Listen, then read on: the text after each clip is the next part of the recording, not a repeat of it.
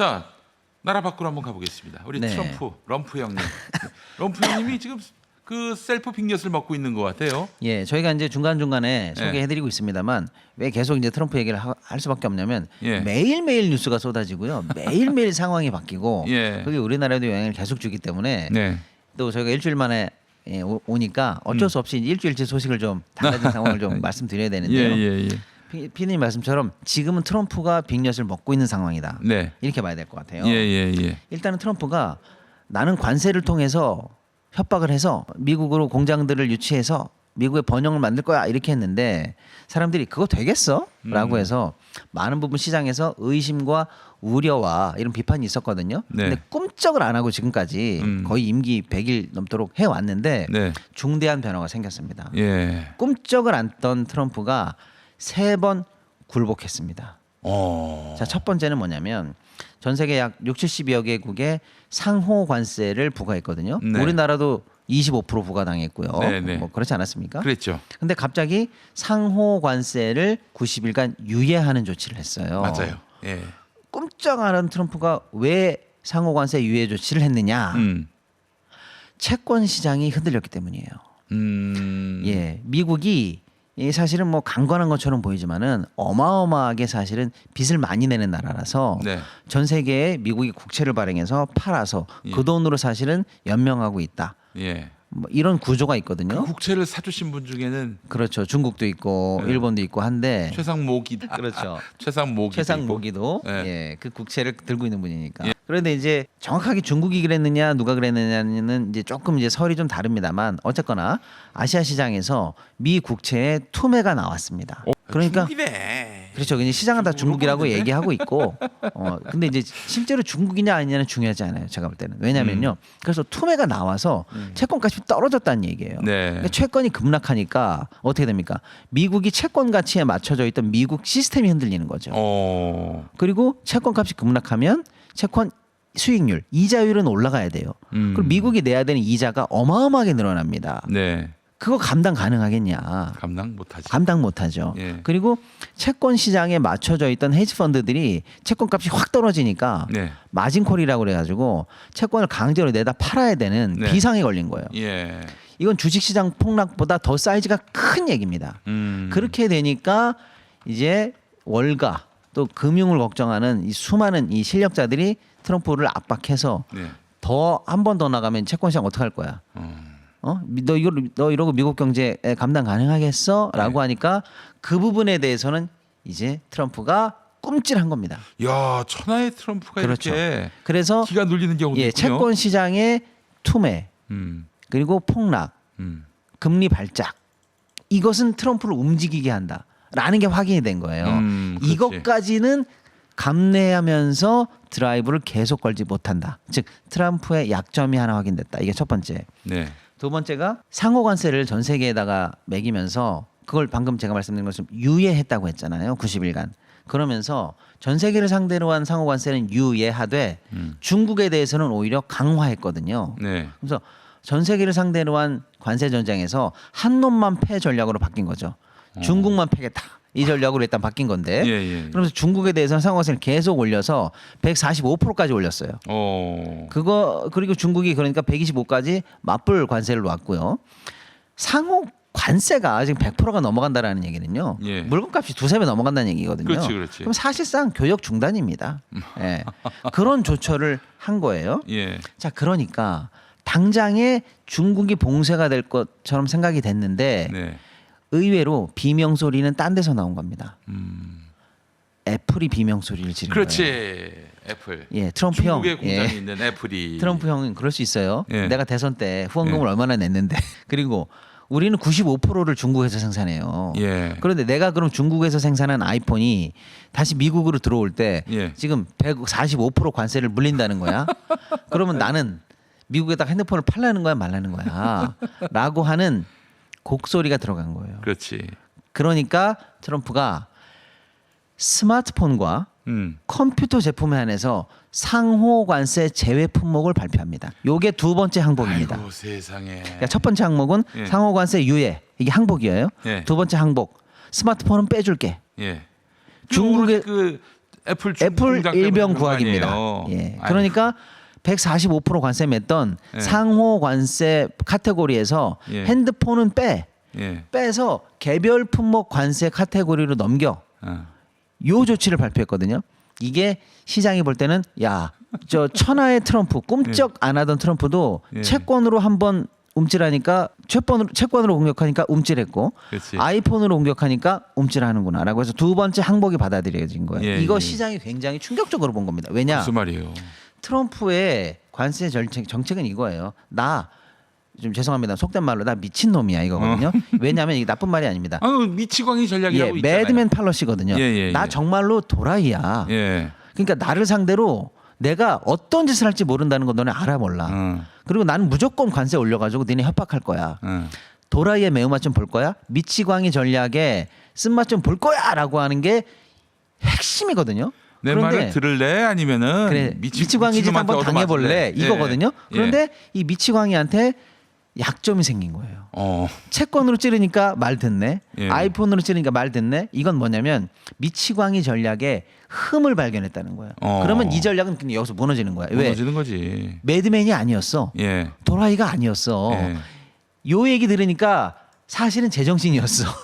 이겁니다. 무너지지 않는 선에 대해서는 합리적으로 판단할 수 있는 사람이네.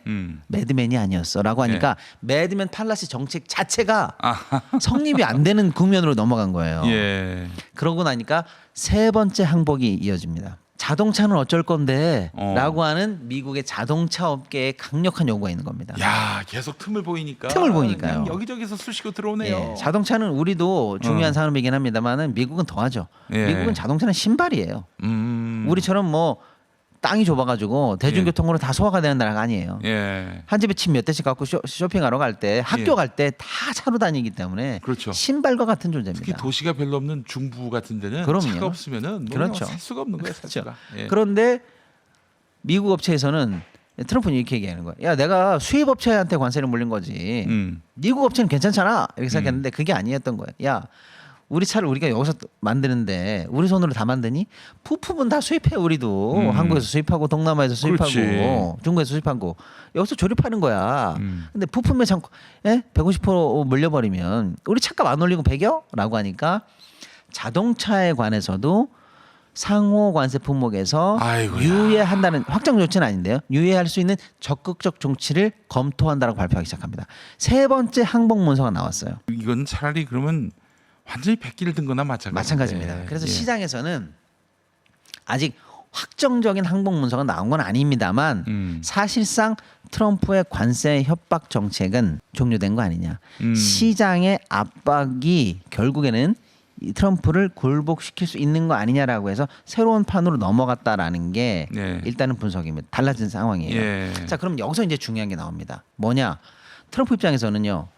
이게 유일한 경제 정책이었는데 여기에서 무너지고 나의 전략은 없어요. 이제 관세 정책이고 뭐고 안 통해요. 나는 협박도 안 통하는 사람이에요라고 물러설까요? 아니죠. 아직도 이 전략이 유효하다라고 입증하고 싶은 욕심은 더 커졌습니다. 그렇다면 이제 약소국들 바로 말 그겁니다. 잘 듣는 나라들을 내 본보기 말 잘 삼아서. 듣는 애들을 불러다 놓고 소위 말하는 호구 잡아놓고 걔네들을 두드려 패서라도 거봐 내 전략은 틀리지 않았어라는 소위 말하는 시범 케이스, 입증 사례, 아이고. 증거를 만들고 싶은 압박은 더 커졌어요.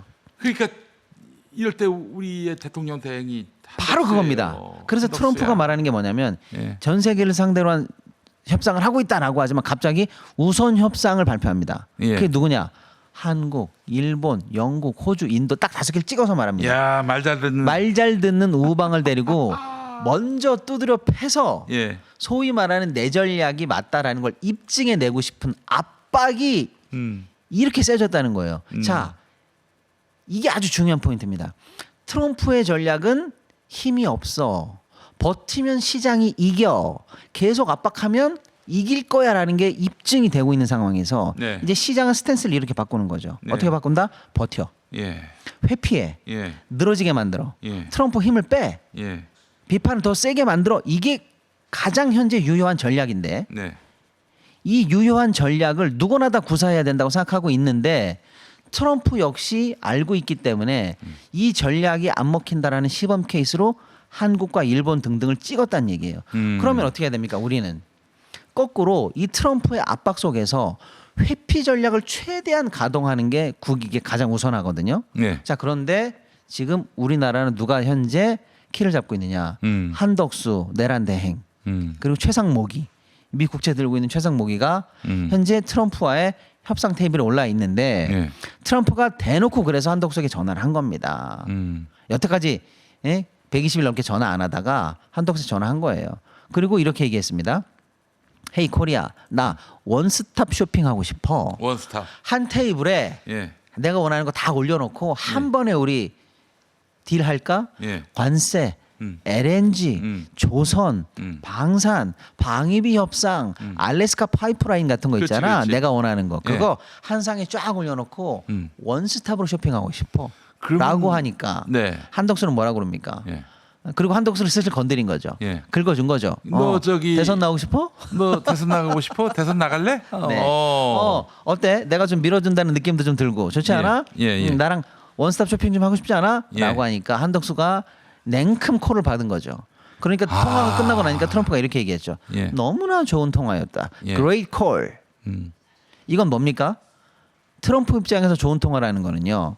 아니 그 자기가 호구 잡은 거예요. 바라는 대로 바라는 대로 되고 있다는 얘기입니다. 예. 제 말씀이 그 말씀이에요. 그래서 지금 한덕수는 예. 최대한 협상을 안 하고 예. 저는 대행에 불과하고 예. 40일, 49일, 48일이 지나면 새 정부가 들어옵니다. 네. 난 아무것도 모르고 아무것도 못해요라고 하면서 결정을 못 합니다. 그리고 회피 기동을 지금 했어야 되는데 네. 오히려 전화 받고 신나서 네. 대선 펌프질에 지금 자극받고 내가 남은 임기 내에 국익을 향해서 협상을 해내야 되겠어. 혹시 이런 식으로 네. 준동한다면 이게 최악의 결정이 될까봐 예. 걱정이 되는 겁니다. 그리고요. 진짜 치가 떨리네 진짜. 치가 떨리는 상황입니다. 그리고 다음 주에 예. 최상목이가 직접 미국 재무장관 베센트를 만나러 미국 갑니다. 네. 베센트가 찍어서 오라고 그랬어요. 어. 들어와. 뭐 거기서 협약을 맺는 거 아니에요? 아까 그 말씀 제가 드렸죠. 이제 미국이 애가 달아서 예. 호구 잡을 수 있는 나라 들어오라고 그러는 거예요. 예. 최상목이가 신나게 다음 주에 미국을 갑니다. 예. 제가 이제 드리고 싶은 말씀이 이거예요. 이 상황이 이렇게 급변했는데 지금 내란 잔당들은 자기네들이 경제를 인질로 잡아서 마치 우리가 중요한 헤게모니 이니셔티브를 잡고 있고 이게 국익을 위해서 중요하니까 우리 건들지 마라고 하는 이 트럼프의 협상 국면을 그걸로 활용하고 있잖아라는 생각이 드는 거죠. 너무나 위험천만한 얘기고 아이고야. 절대 그래서는 안 되는 지금 국면이라는 얘기입니다. 예. 그래서 지금 강력하게 요구하고 싶은 게 뭐냐? 제발 너희 둘은 아무것도 하지 마라. 아무것도 하지 마. 아무것도 하지 말고 가만히 있어라. 그나마 그게 최선이다.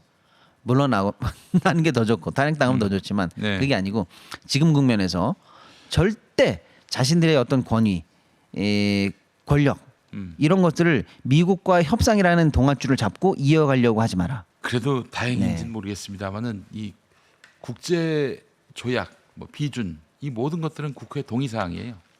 국회에서 동의하지 않으면 될 수가 없는 건데 네. 뭐 이럴 수는 있겠죠. 미국하고 합의해 왔는데 이거를 없는다. 현실적으로는 참 그렇죠. 선택하기 어려운 그렇습니다. 수란 말이에요. 바로 그겁니다. 예. 그래서 그러니까, 예. 그래서 참 여러 가지로 민주당으로서는 초조하게 이 상황을 바라봐야 하는 건데 아유 빨리 47이 지났으면 좋겠습니다. 그렇습니다. 예. 그리고 지금이라도 국회라든지 뭐 야당에서 수시로 공식 비공식 얘기할 수 있고 네. 견제할 수 있을 때마다 네.